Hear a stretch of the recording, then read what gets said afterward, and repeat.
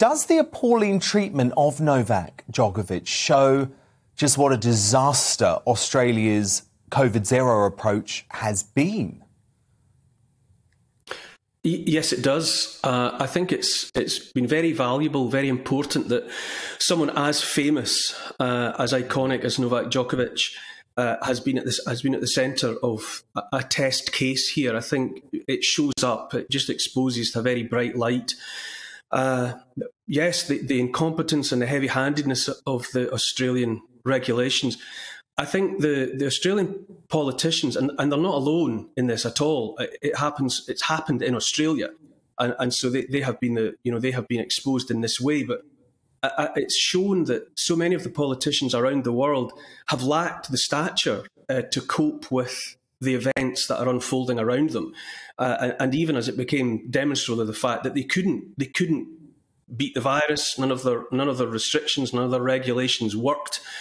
And none of them had the class or the wit or the wisdom to take a different tack.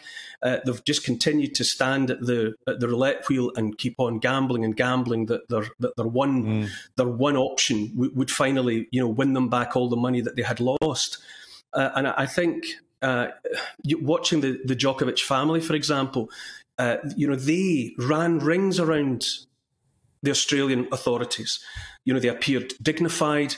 All of them that I saw spoke eloquently, often in perfect English, and they just seemed to rise above it. And everything they said and everything they did seemed to further expose the Australian authorities for being the petty authoritarians that they demonstrably are. And I'm delighted that things have worked out for Djokovic as they have, although obviously there's still a sword of Damocles hanging over him.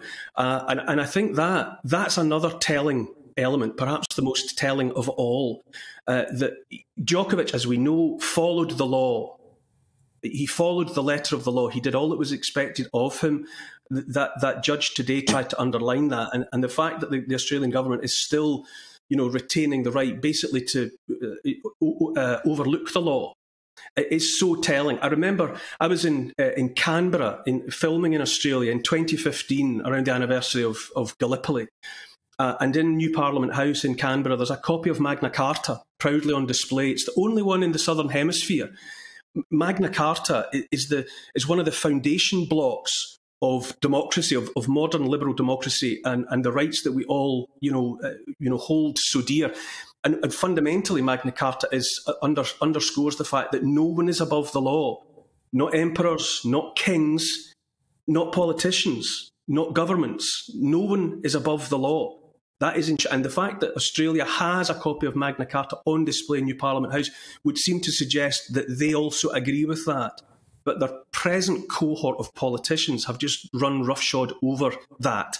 And this has been so exposing for them. It shows the ineptitude, the lack of professionalism, the incompetence, the pettiness, the hubris. I completely agree, Nick.